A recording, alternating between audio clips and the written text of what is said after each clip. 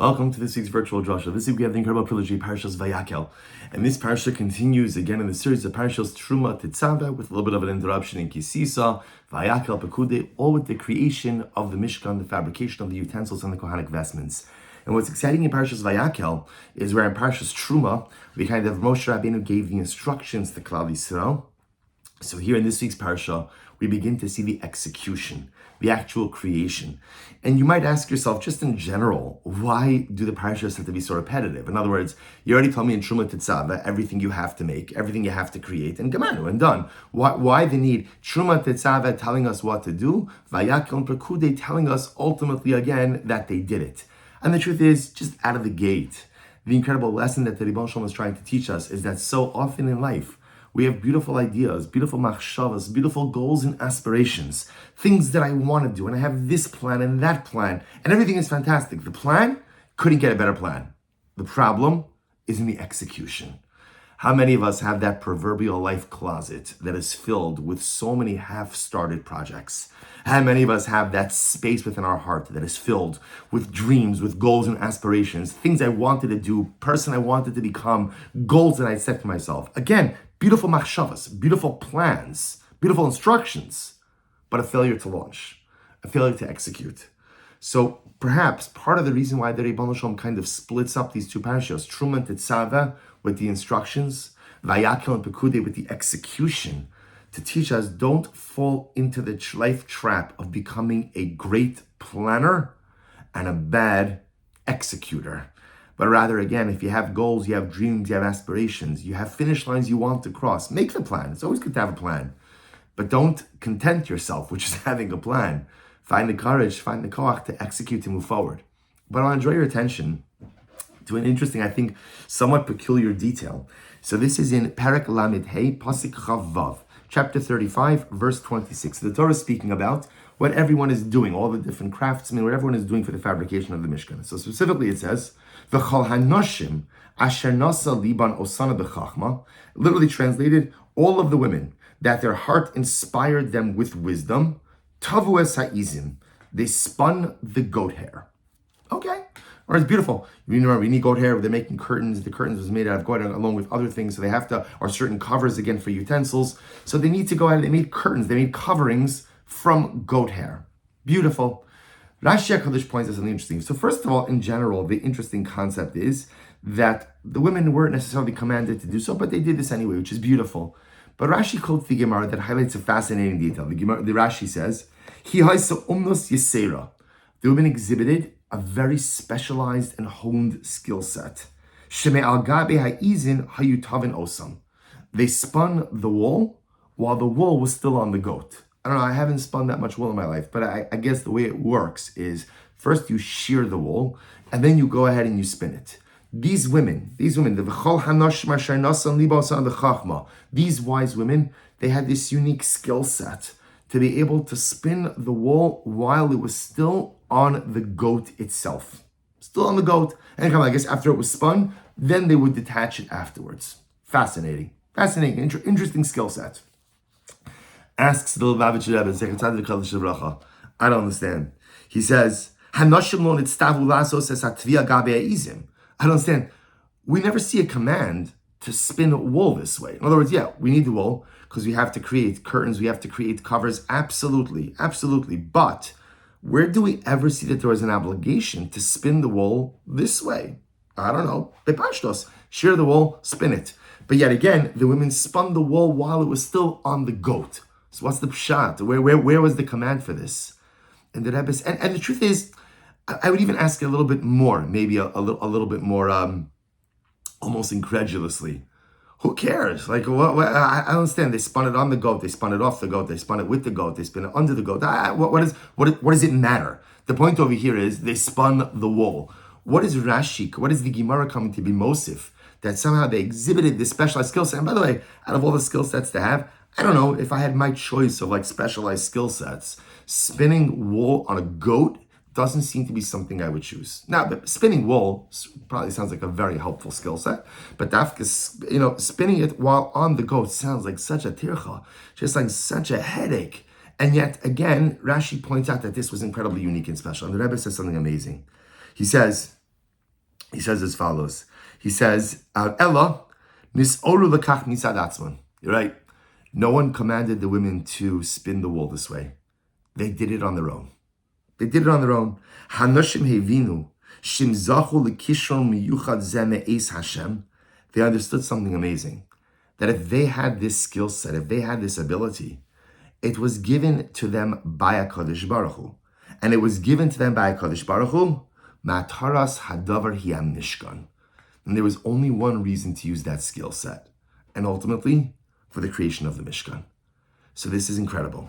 Babich Rebbe explains, no one told the women to spin the wool this way. But Elamai, these incredibly holy and pious women started making the coverings and the curtains. And they realized, hey, you know what? We don't even have to shear the wool. We can make the wool we could spin the wool while still attached to the goat itself. And they realized this is a skill set. And a skill set comes from HaKadosh Baruch Hu. The Ribono Shalom gives us our skill sets. We might have to hone them, but they come from the Ribono Shalom. And therefore, again, if I've been given this skill set and it comes from Hashem, it means I have to figure out a way to use it in a holy purpose. There is no such thing as a skill set given to us by HaKadosh Baruch Hu that doesn't have a beautiful and holy application. So they realized they could do this. Okay, we're going to use this to go ahead and create the coverings and the curtains for the Mishkan. The Rebbe says, Mikan hora, shekasher HaKadosh Baruch Hu ma'anik la'adam chushim v'kishronos miyuchadim. From here you learn an incredible lesson, says the Rebbe. When HaKadosh Baruch Hu gives a person certain skills and certain abilities, certain kohos, alav linatzlam la'avodas Hashem. You have to use those abilities for the service of the Ribono Shel Olam. La'asos me'a olam mishkan v'dira la'Hashem yisbarach.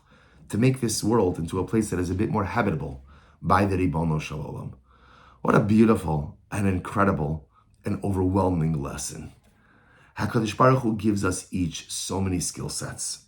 And sometimes we make the mistake of thinking that our skill sets are for me. Right? I have a skill set, it's for me. I have the ability to do something, it's for me. Or it's to benefit me in some way. Your skill sets are not yours. My skill sets were given to me, endowed, conferred upon me by the Ribono Shalom. The proof is, I have some skills that you don't have. And you have some skills that, how do you explain that?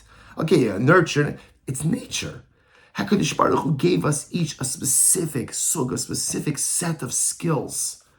And our avoda is to figure out, what am I good at? What am I good at? And how do I use that for the service of HaKadosh Baruch Hu? How do I use that for the service of Klal Yisrael?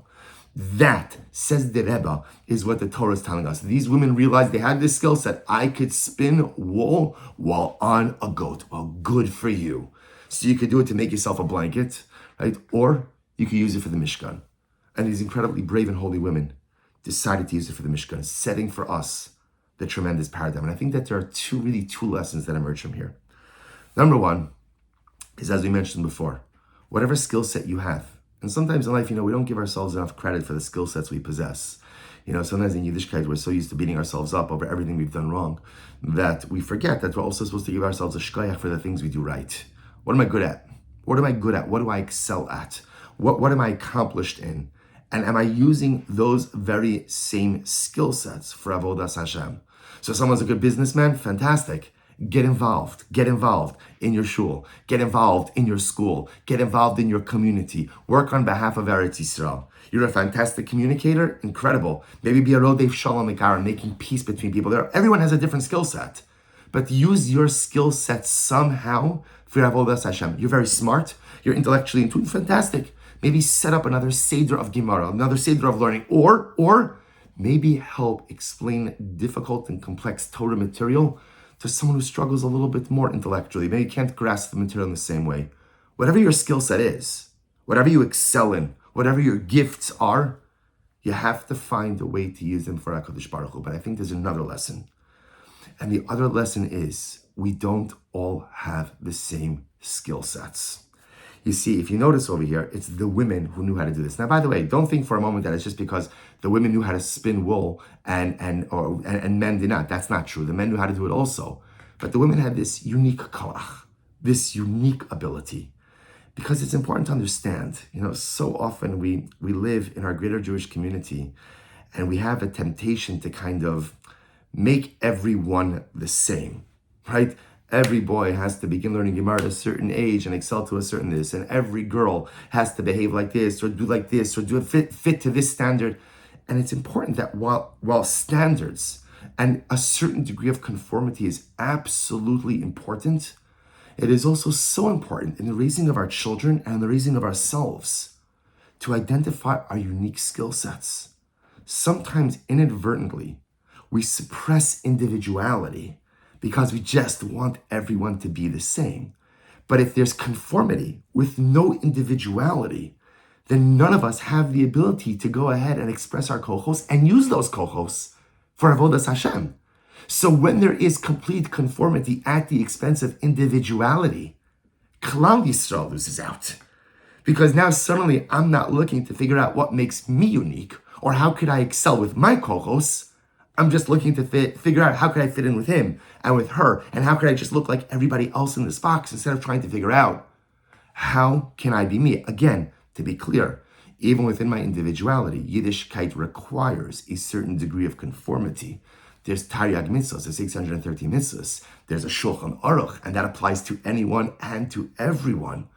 But within that great big tent, within that great big box that we call Torah Kedosha, there's so much room for streams of individuality, and only when we find our individuality do we have the ability to find our unique kohos, and do we have the ability to utilize those kohos for the sake of HaKadosh Baruch Hu. Think about it, it's the overused mashal, but it's a parable that we think a lot about, especially in these days. It's like an army.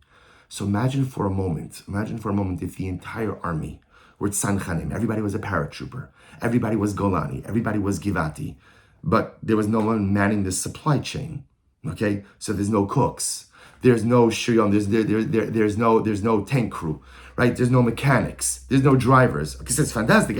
Everybody's a brave, valiant, elite soldier. It's fantastic. The army's gonna fail. Why?